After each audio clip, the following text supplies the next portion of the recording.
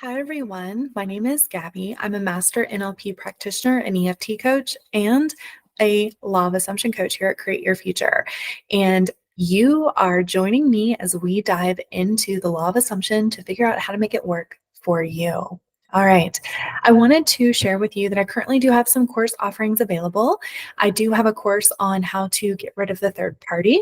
I also have a limitless love meditation where I take you deep into the alpha state to really identify what it is that you want with your person. What kind of relationship, what kind of love do you want to experience? And we drive right into that deep subconscious mind to really get you into those thoughts and really implant that there so that as you move forward into your day-to-day life, you are moving from the version of you who already has your desire. Also, I currently have some affirmation tracks that I do have available right now. I am loving what my clients are saying about my SP affirmation track, mainly because these are the exact same affirmations that I used to move myself from the version of me who was not in a relationship with my SP to the version of me that was. And I landed my SP with these affirmations as well. But let me tell you, I have clients who were in no contact with their SP who started listening to the affirmation track. And within 3 days, not only had a contact from their SP, but a date and a commitment. So go run right now. They're available online. Go grab them. They will help move you into the version of you who already has your desire. Techniques are helpful if you need them. Also, we're still giving away a free course on how to identify and remove your blocks. You can locate that in the description box below. And anything that I've mentioned already can be found in the description box below. If you're looking for some support, some guidance, or just a big sister to help explain the law of assumption to you and how manifesting actually works, you're doing it all the time, every day, 24 hours a day, 7 days a week, I can actually do that with you. So go ahead and book a one-on-one session, and I'd be more than happy to share with you what I have learned on my more than 12-year journey on becoming a conscious creator. All right. So I have had so many questions and requests for specific videos that I wanted to actually do a video where I'm answering multiple subscribers' questions. You guys have great questions, and I love when you ask them because I was where you were at one point. I was actually a watcher of YouTube channels trying to figure out how do I apply this conscious creator method or theory to my own life. And I hadn't really realized yet that I am actually manifesting 24 hours a day, 7 days a week. So are you. Conscious creation isn't something you do, it's who you are. You are a conscious creator. You always have been. You are a reality generator. You always have been. That's why oftentimes you hear me ask you, who are you being? Right? Who are you being? Are you being the version of you who is in this particular experience, who has this particular experience, or are you not? If you aren't, you need to move into the version of you who has it. Some people choose techniques to do that. Some people just go within and fulfill themselves. It's up to you. Neville has done all of them, and he taught us how to do all of them.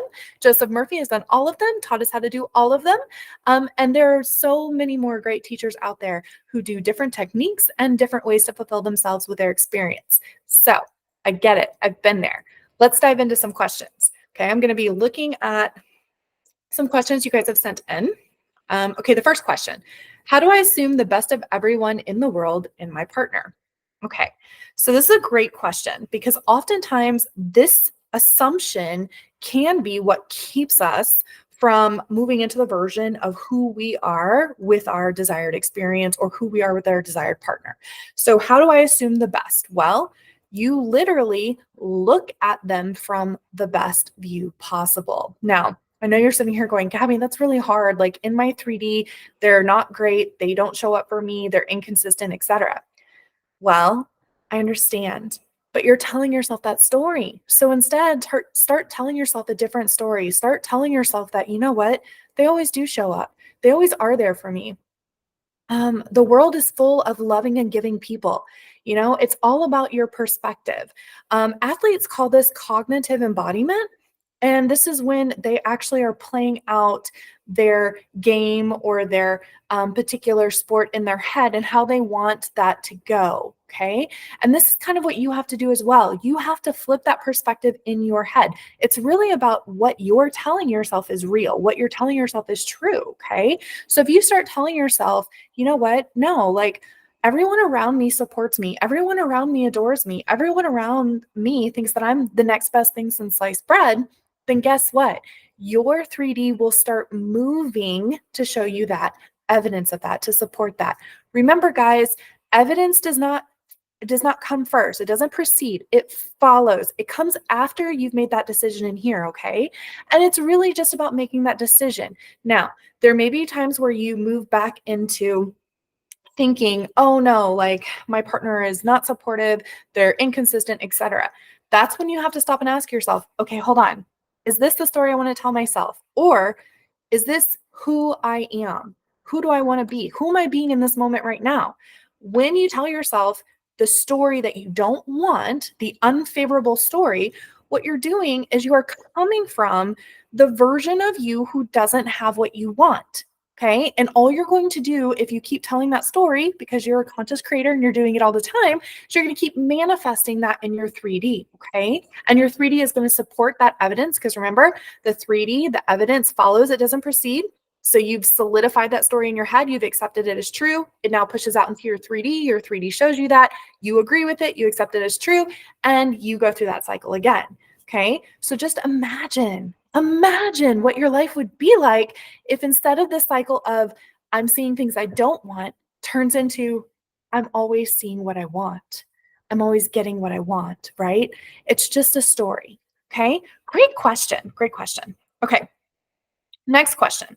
How can I manifest a new person with all qualities and characteristics that I desire? This is a great question too. So this can actually be applied to anything that you want, okay? You don't have to manifest a specific person just because you've been with them for a long time, right? You don't have to do that. You don't have to put energy and effort into changing or conforming a person if you don't want to. It's really what you want to do.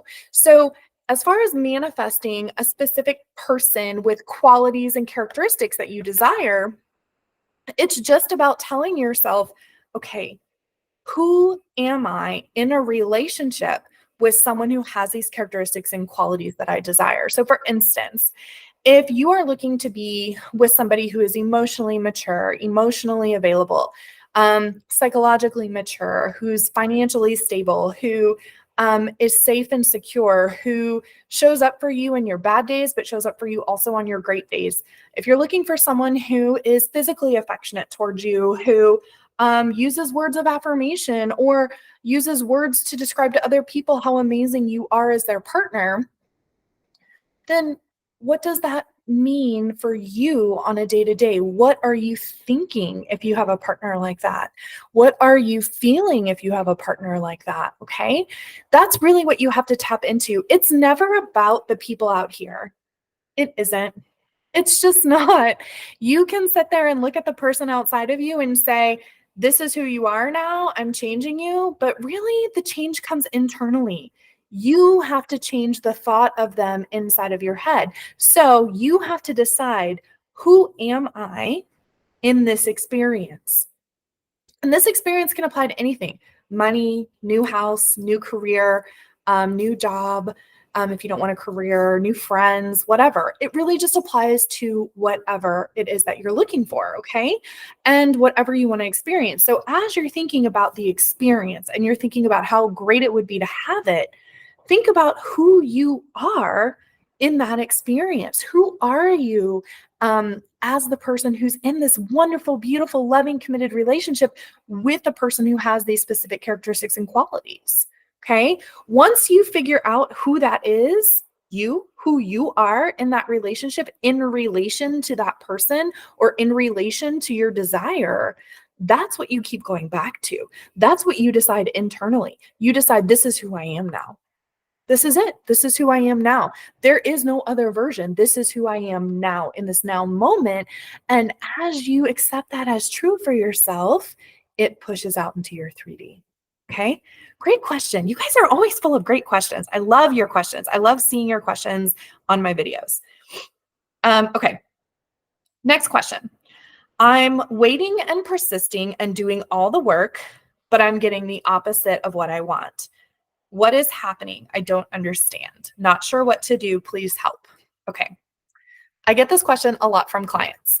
So The first thing I'm going to ask you is, when you are looking at the 3D and you are noticing that you are waiting, but at the same time you're persisting, are you already experiencing your desire? The answer is no.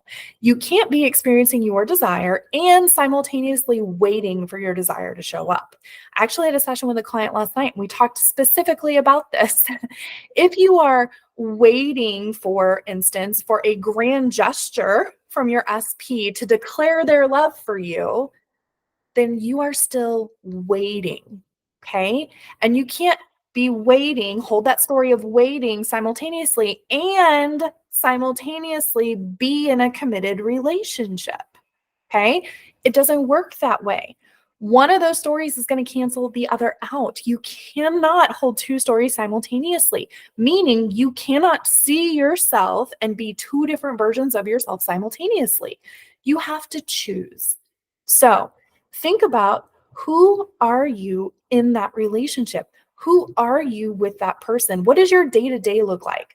A lot of clients will come to me and say, okay, I have been really focusing on, my SP coming back and apologizing, showing up at my front door with flowers and telling me they're committed to me.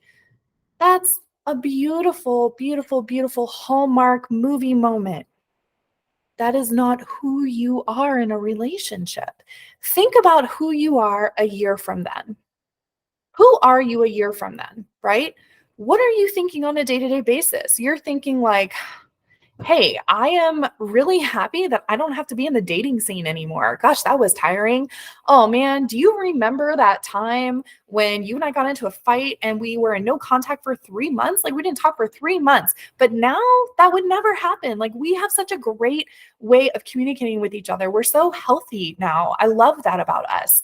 Or even something along the lines of, you know what, like I've had a really hard day at work and I really cannot wait to just snuggle up on the couch and Netflix binge my favorite show with you, right? Those are the thoughts that you're going to be thinking a year from now when being in that relationship for you is natural. It's part of your day-to-day experience. Those are the thoughts you need to pull for. That's the version of you who has your experience, right? So what you're going to do is you are going to focus on those thoughts, and you're actually going to spend time playing with those thoughts, thinking about those thoughts, feeling those thoughts. And the more that you do that, the more that you return to the state of the wish fulfilled, which is what Neville says, the more often you return, that pushes out. It's not about how long you spend in those thoughts. It's about how often you return to those thoughts. Okay. So do you see the difference? You can't think about waiting, and you also can't, I'm doing the work. Let me go look in the 3D and check. Oh, it's not here yet. Oh, I don't have a message yet. Oh, they haven't texted me yet. And then turn around and go, okay, I'm going to do the affirmations. I'm going to script. I'm going to visualize. I'm going to do all the techniques, and then go back to the 3D and say it's not here yet. What you're doing then is two things. One, you're using the 3D as evidence to tell you whether or not you've manifested your experience. Okay. It's not how it works. It's not how it works. Okay. The 3D is not evidence that you have manifested your experience. The 3D is old news. The 3D really, I use the 3D as feedback to tell me exactly what I'm thinking on any specific topic. Okay. If something pops up in the 3D and I'm like, ooh, I don't like that, then I'm like, oh, Gabi, that's where your thoughts have been on this topic. You need to move that around real quick. Or if I have a friend say something to me, this happened recently. I had a friend mention something to me and I was like, oh, I didn't realize I was thinking those thoughts about that topic. I don't need to be telling myself that story anymore. I need to go to the version of me who actually has what I want instead of telling myself I can't have what I want. So what did I do? I thought about, who am I with this experience? Who am I with this desire? Once I started pulling those thoughts and really started focusing on those thoughts, that moved me into that experience and it pushed out into my 3D. Okay. So the first thing is, the 3D is not evidence of what you're manifesting. Don't look for evidence in the 3D. You'll never find it other than feedback. That's all you're going to find. Okay. Secondly, techniques are tools. Techniques don't manifest. You do. You manifest. You are a conscious creator. As a matter of fact, you are manifesting all the time. Things that you're thinking about, things that you aren't thinking about, things that you have assumptions about that you just always assumed was how the world works. You're still believing that that's how the world works. And so that's still showing up for you. Okay. You can change anything, anyone at any time. It's really just about what you're believing to be true. Okay. You are a god or a goddess, and you have feelings. I'm going to talk about this because this is also something that has come up a lot, quite a bit in our in my sessions recently. But your feelings are a secondary manifestation, meaning your thoughts first, then you have the feeling. Okay, your thought comes before your feeling every time. Some of us as humans are just better at identifying our feelings first rather than our thoughts. So use your feelings as feedback of what you're thinking. Okay. You do the same thing with the 3D. Use the 3D as feedback for what you're thinking on a certain topic. Once you realize what you're thinking, then it's just a matter of simply changing your thoughts. It really is. Okay. You create. I say create loosely, you select, everything's done, creation's finished. You literally have every version of you experiencing every desire you could possibly ever want, and even things that you've never even thought of is inside of you, because you yourself are living a human and goddess god existence. It's a dual existence, right? The only way that your god or goddess self can experience this 3D world is through your human form. Your human form is the physical embodiment or avatar of your god or goddess. Okay. So your god or goddess can't touch a wall and feel it, right? Can't do that. Okay. Because your god or goddess is ethereal. It's atoms and particles and energy, right? Okay. But because it's atoms and particles and energy, you literally can select atoms and particles and energy from all the multiverses that we have. And knowing that means that inside of you is everything that you could possibly ever want, which is why creation is finished. Okay. Neville has been telling this to us for years before he passed on to the other side. And it is something that still lives on in his teachings. Creation is finished. It's done. Okay. You don't have to create anything. It's just a matter of selecting. And the way that we select in this human 3D world is by selecting our thoughts. Okay. That's how we select. That's how we generate our own reality. That is how our god or goddess self actually says this is happening. Okay. That's how it happens on this 3D earth. Okay. Because we live on the 3D world and we think about the laws that we have. For instance, the law of gravity. The law of gravity functions the same way for everything and everyone on this 3D world because we all believe it does, right? It's the same thing with the law of assumption. The law of assumption functions the same way, period, end of story. And the law of assumption really is about telling you, hey, you select your thoughts, this is who you are. So just think more about who are you? Who are you in that experience? Okay. That's really all I have today. I hope I answered your questions. Actually, I intend that I answered your questions fully. If you have a question that I didn't address, please drop that in the comments below. If this video resonated with you, please give me a light bulb or a thumbs up.